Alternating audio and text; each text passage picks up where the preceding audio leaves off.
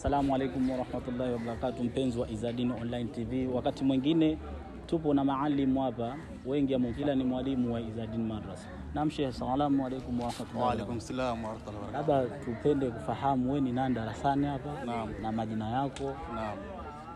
Na hapa Izzadeen upo tangu muda gani? Naam. Assalamu alaikum warahmatullahi wabarakatuh. Kwa majina yangu naitwa Bashar Shaibu Ali. Ni miongoni mwa walimu wa Izzadeen Kigogo, walimu waandamizi ambao wanafundisha madrasa hii.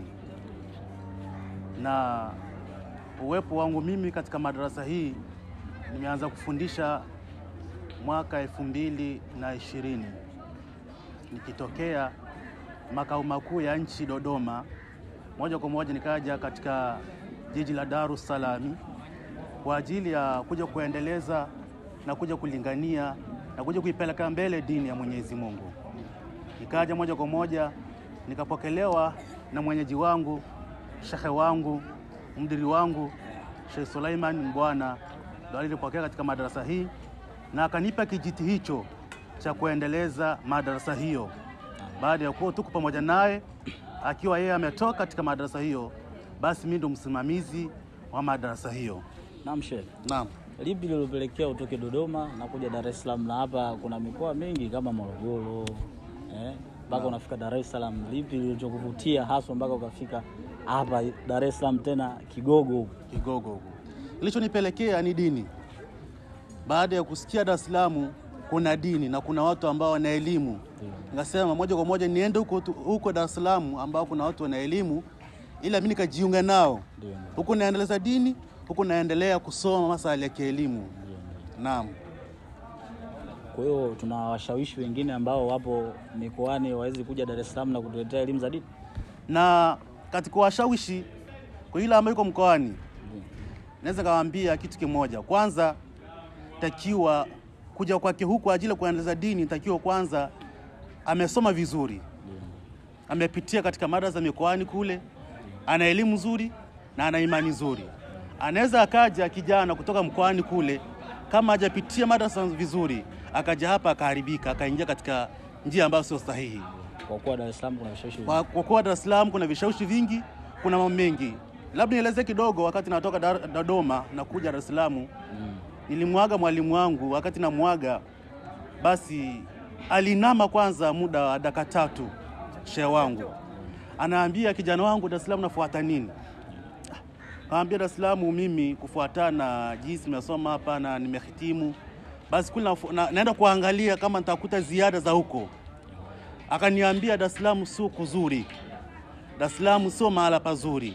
Neno hilo nilijiuliza, nimuuliza sio kuzuri kwa njia gani? Hakunipa majibu. Majibu hayo nimepata baada ya kufika Dar es Salaam. Naam, kufuatana na vishawishi, anasa mbalimbali na mambo ambayo yanapatikana katika jiji letu la Dar es Salaam. Labda tangu ufike Izzadeen Madrasa, naam, kuna changamoto gani ambayo wewe kwako umeona imekuumiza sana, au labda ilishawahi kukutokeaga lakini imezidi hapa Izzadeen Madrasa? Izzadeen Madrasa, changamoto hapa sio nyingi sana. Hakuna changamoto yoyote hapa zaidi ya tunakaa nao vizuri, wamepokea vizuri, naendelea nao vizuri. Mambo madogo hayaachi. Ni hapo madogo madogo, lakini hakuna changamoto ya kutisha sana. Na vijana wa Izzadeen, labda katika masuala ya Qur'an tukufu, je, kuna tahfiz al-Qur'an hapa? Tahfidh zipo. Kuna juzu ngapi hadi juzu ngapi? Kuna juzu ya kwanza mpaka juzu ya 30. Kufuatana na kuhudhuria kwa mwanafunzi anafika darasani. Anafikaje darasani, kwa muda gani? Na kwa sasa hivi kuna changamoto katika mashule yetu haya. Vijana wanakaa mashule sana kuliko madarasani. Sasa unaweza kumleta kijana darasani hapa, akaingia akaendelea kusoma vizuri, lakini changamoto za shule ukuta wiki nzima Jumapili ndo anafika darasani. Pia sasa katika kuhifadhisha utakuta mtoto anarudi nyuma kufuatana na masuala ya shule. Sawa kabisa. Kwa hiyo changamoto zinazopitia darasani hasa za shule na madrasa. Katika changamoto kubwa ni kutokupata wanafunzi kwa wakati. Katika changamoto kubwa za darasani hapa ni kutokupata wanafunzi kwa wakati, na hilo kufuatana na masuala ya shule. Na hilo naweza nikalisemea kidogo, kama hata wale mamufti wananisikia, wizara zinanisikia, basi taomba kidogo angalau watupe muda katika walimu wa madrasa. Ndio. Tupate nafasi za kukaa na vijana. Kwa mfano watoto wakitokea asubuhi, angalau saa 8 saa 9 waachiwe. Angalau saa 10 saa 11 waingie darasani mpaka saa 12 saa 1 tutakuwa tunapata chochote. Na vipi katika mambo ya kawali ndio vipi? Mambo fresh au una changamoto kidogo? Hapo mambo yanaenda vizuri kwa kudra za Mwenyezi Mungu.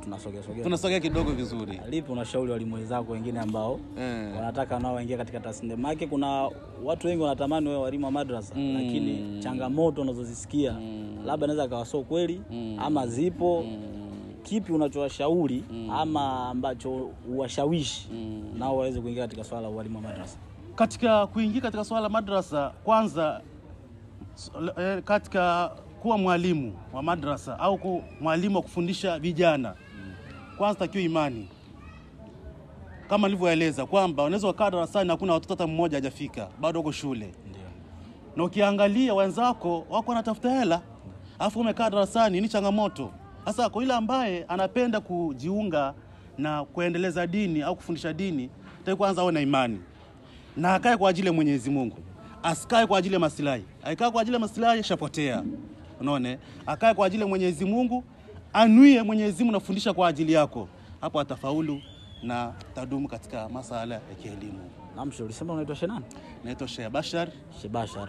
Tokea Dodoma. Toka Dodoma. Nasema kazi yako kwa Dar es Salaam. Dar es Salaam Izadin. Izadin Kigogo. Kwa mtu akikuhitaji akifika Izadin madrasa atanipata. Basi inshallah sheikh. Karibuni sana. Assalamu alaykum. Wa alaykum salaam. Na mpenzi wa Izadin Online TV, tupo bado Izadin madrasa kwa mengi. Leo tuna iftari hapa.